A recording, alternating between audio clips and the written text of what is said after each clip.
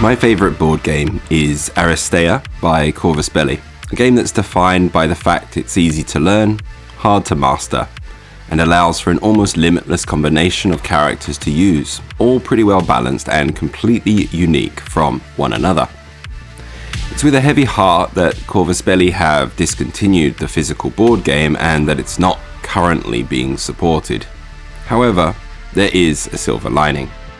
The game is now being made into a video game on Steam, and it's currently going through its alpha, and I was lucky enough to get in on the first round of playtesting for the game, and it's really good.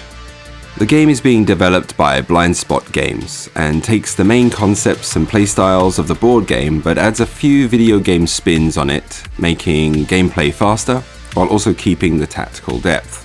It's currently in alpha, so many of the character models, design of the arena, and user interface have not been completed yet. However, the core gameplay has been implemented well, and the game is already looking solid in how it plays. I got some chances to ladder against other players, and when playing a match, you both begin by choosing the Aristos. These are what the athletes are called in Aristeia, and any characters can be combined to make all sorts of interesting and unique combinations. Once the teams have been picked, the game begins for real, and we're introduced to the Hexadome, the arena where all the action of Aristeia is played out on. The Hexadome is made up of 6 scoring zones at each of the corners of the arena, along with a further scoring zone in the center. A game plays out with a new scoring zone activating each round and the Aristos battling it out to gain control.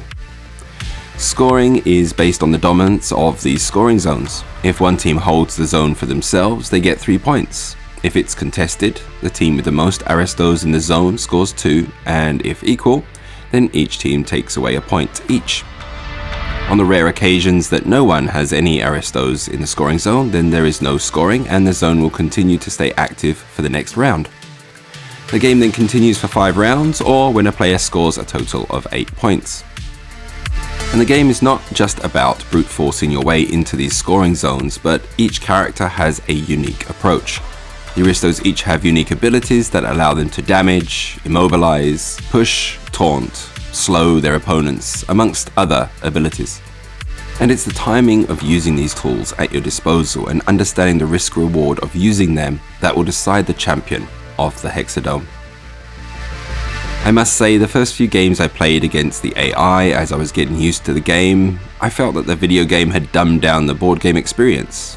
You see, in this game, activation order was decided for me, whereas in the board game, one of the biggest and most important tactical elements is secretly planning your Aristo's activation order as your opponent does the same. The element was not present and it kind of pissed me off a bit, to be honest. Then I played some real players and the timeline started to make sense to me. Depending on the abilities you use, your position on the timeline was altered. Suddenly it wasn't just about doing 2 actions for my turn, it was about trying to get my next activation timed up at the most opportune time to score. It then dawned on me that the developers at Blindspot games are geniuses.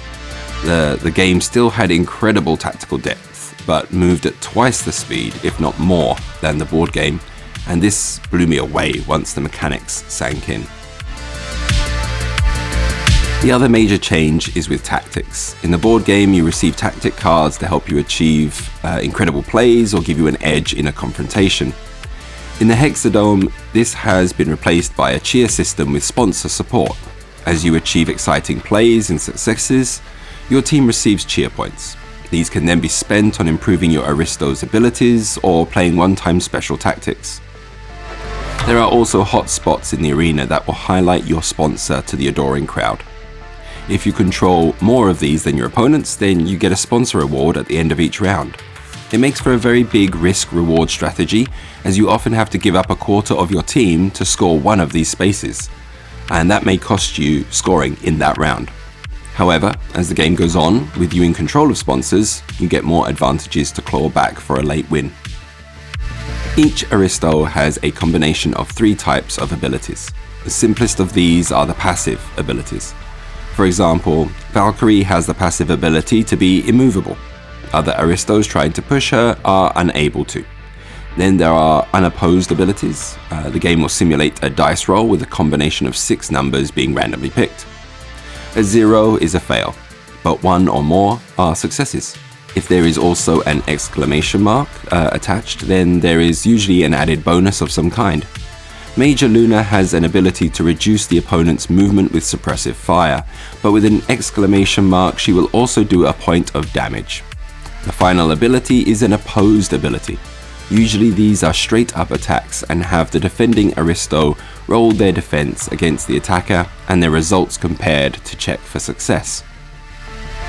With this system in place, along with many other skills that can be combined with these to help control the RNG, players can make very targeted tactical plays, and it feels so good when you manage to combo together a series of moves that completely bamboozle your opponent out of scoring in a round.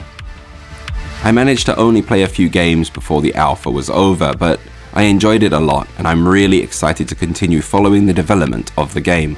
If you are interested in following the development yourself, the developers have a website with a link to their Discord, where you can also keep informed about future playtests. If you haven't played the board game before, then you are able to play on Tabletop Simulator, and you can find others interested in playing on the Aristeia Discord, or you can try and hit me up on my Discord, as I love introducing the game to those who are interested. Now, what would happen if we try and implement Hexadome's turn system into the board game? I wonder if we can make that work. Well, that will be for another video. Thanks for watching, and I hope to see you in the Hexadome.